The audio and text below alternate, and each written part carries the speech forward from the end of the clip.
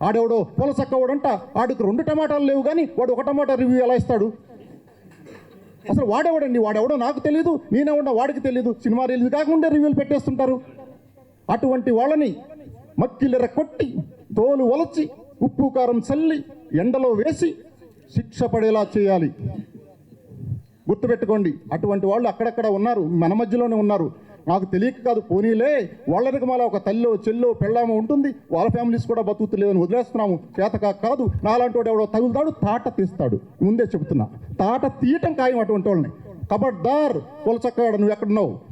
యూట్యూబ్లో లింకులు కనుక తీయకపోతే అటువంటి వాళ్ళు నేను 24 అవర్స్లో తలుచుకుంటే యాక్ట్లో కూడా అమెండ్ చేపించి తాట తీయటం ఖాయం. మీకు ఫ్రీడమ్ ఉంది కదా అని మీ ఇష్టం వచ్చినట్లు పెడతానికి ఎవర్రా మీరు?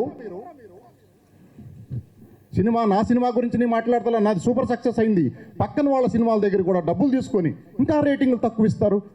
అసలు ఎందుకండి ఇది? సినిమా మీదే కదా మీరు బతికేది. తల్లి రొమ్ము పాలు తాగుతూనే రొమ్ము కోసే టైప్ ఎందుకు మీరు? ఎంత అన్యాయం ఇది! ఇటువంటి పాపపు కూడు మీరు తిని అసలు మీ ఫ్యామిలీ వాళ్ళే మిమ్మల్ని ఉరేయాలి పట్టుకొని. ఇది ఎంత ద్రోహము!